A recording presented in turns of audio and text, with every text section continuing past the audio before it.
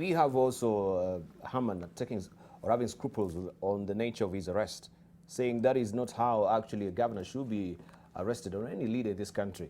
It really, also really tells about our, so to speak, our ethos. I don't know. Let me also rope in Senator Achilo Yako. Good morning. Good to see you. Can I say something on that? Yeah, you could before we come to it. Yes. I think once you are a guest of the state, it matters not how you get arrested. It matters not. What matters is that we need to arrest you and make you a guest of the state. So you can be arrested on your way to Voi. Get free meals. You can be arrested from your house, wherever in the city. The only issue I may have is I think the guy I saw in blue. I think there was a cop in blue who was trying to do some kung fu against Sonko, flying kicks. I think that's not... That is what we are talking about. Yeah, I think that conduct of that particular, the guy in blue, arresting Sonko in Voi and cuffing him and putting him in a chopper, I think that is within the law. There's nothing absolutely wrong there. But there's a guy who was, I think, trying to attack Sonko. I saw somebody trying to fly they are taught what is... But let me ask that you. One is not right, Dibal. I think what the policemen are taught to do is that once you have a suspect who is trying to resist arrest, you can use reasonable force to effect an arrest. So in this particular case, we need to analyze, was that force reasonable? I think that was a bit excessive, and I think we need to have the head of the police step in to tell his officers that, don't be so emotional. All right, thank you. In some of these, when you're doing an arrest, let it be decent. Once you have immobilized, once you have immobilized your suspect, you don't need to go for an overkill. If the guy is down, please spare him. But let's also look at the demeanor and the nature of also Sonko during arrest. Not even this particular one. When he's actually being taken to EACC as well. Have you heard some of the expletives that really trips off Sonko's mouth? Does that really befit? No. Does that also befit a leader that you can call a governor of any county? It doesn't. Have you heard? Some of these things we don't put on the air because they're just too. They're very denigrating. For that also to come from a governor, and you also to maybe hold a brief for him and say this is not the nature. What I was saying, the point must come out. Also, he should carry himself with some decorum. The point must come out clearly. We all knew who Sonko was before he was elected. Now that we have elected him, we must live with him, not just as Sonko, but as the governor of Nairobi. That's what I'm talking about. Thank you. Nothing else. Let me allow. No. Before you let me just allow. Just one statement. The governor of Nairobi, who was actually escaping when he was being arrested. That we don't know. We don't know that. Thank you, and sorry for being late. Where I live, there was flooding. There still is flooding, and my driver couldn't make it to my home in time, so I asked for an Uber. Several cancelled because of the road. That's why I got late. Thank you. I'm here, and I want to say that there is nothing special in being a governor. Making you a governor, making you a president, making you anything does not make you above the law. If the police have to effect arrest, then they have to arrest you the way they arrest any person. And if you try to resist, they must use reasonable force. That particular policeman who caught the eye of my colleague, Senator Omogeni, I didn't see anything outside the law in his behavior. When you are going to arrest somebody like Sonko, who is also known to be doing those things, you must also think that police officers get hurt, they get injured. I am yet to see Sonko's complaint in terms of injury, if he got injured in the scuffle, if there was one. What we see on a TV, if there is no injury. Let us also understand the difficult circumstances under which the police operate. And Sonko generally operates with armed people, with the goons, with the thugs, and it is not surprising that a large contingent of police officers went to apprehend him. In fact, it was quite cozy for him. He was flown to Nairobi. His counterpart, Hospital de Keojamong, was not as lucky. He flown in Nairobi. Yes, he was driven in a Land Rover all the way from Busia to Nairobi. And you know, governors are people who are used to comfortable situations.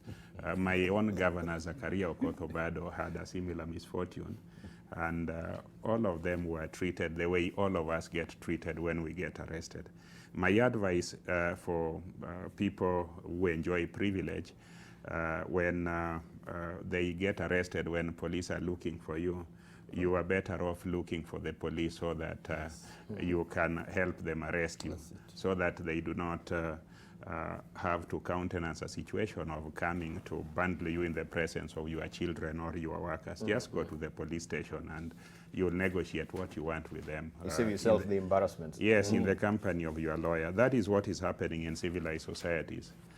Now, concerning the allegations that are facing Sonko and the work of the DPP, you see, all constitutions the world over, the constitutions are normally written for a reason.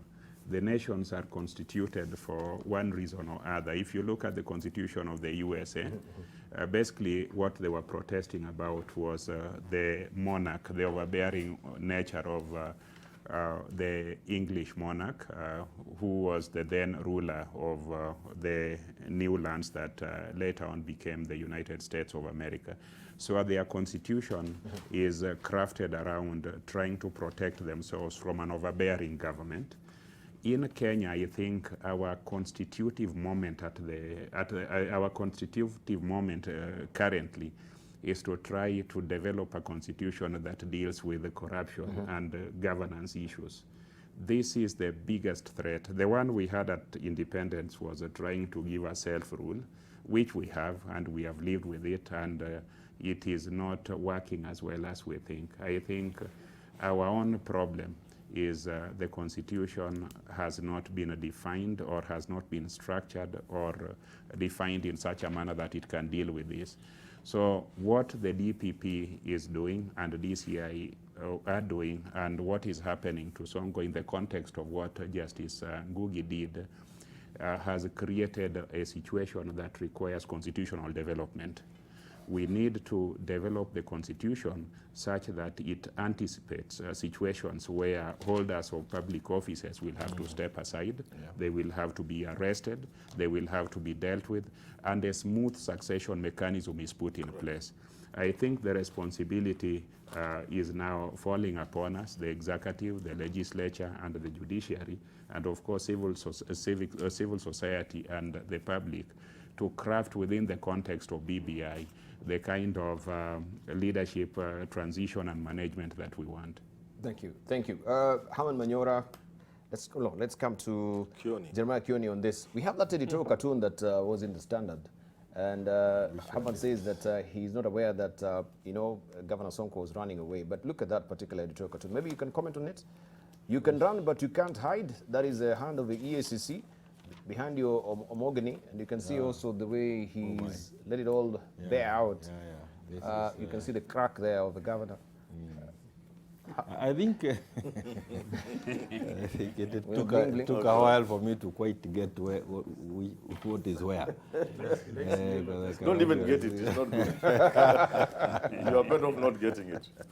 But I can't agree more with the senator. I think it still comes back to what the senator has said, that when you get wind that something is about to happen to you as a senior civil servant or somebody who is occupying such a position like that of a governor, it's important that we also become civil and show up at the police station like the CS Rotich did and negotiate how things will move from that point on, because you cannot run. You can hide even in Tanzania for the 2 weeks, but eventually you'll be caught up with. And again, when everybody knows, when the system is aware that you are trying to run away, then you are likely to be treated even a little bit.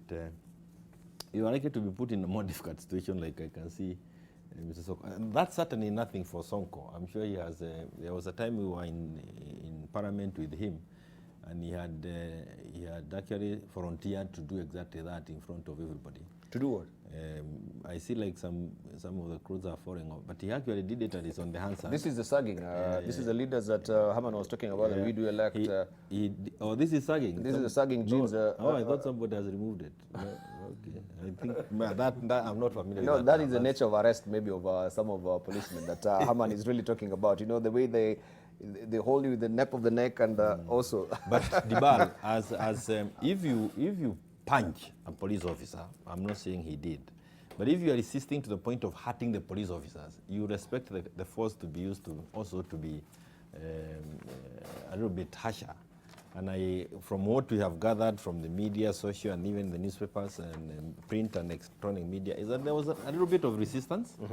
There was a bit of pushing, and again, we know that if you are going to visit Governor Sonko, yes, you are likely to come across quite a number of people who are his supporters, and they are not always very thank you, very welcoming. They don't give you a cup of tea when you look like you are not singing praises to the governor. So I don't think the police officers would have done anything else than what they did. But I also want to join Omogeni in saying that we must stand in support of the DCI and the DPP in a fight against graft. We should not be sympathetic to it. All right, knowing very well that all of us have to make sure that we are not victims tomorrow. All right, so I think the bar.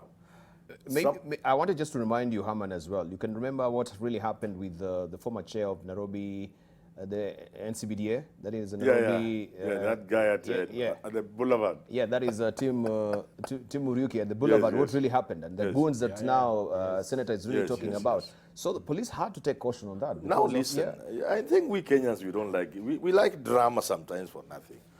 But just before I say that, my friend Kioni, when you get wind, that you are about to be arrested, hand yourself in. For Sonko, the wind has been blowing for the past like 6 months. How many summons has been given to AICC? So which one, how would he know? What I'm saying is this. There's nobody to blame. What I want to say is this, and I've said it before, now let me repeat it as the last word on this Sonko issue. I think we shall move away from this Yes, now. yes. That Sonko is the governor of Nairobi. The people you are attracting to come to this country for investment take such a things very seriously.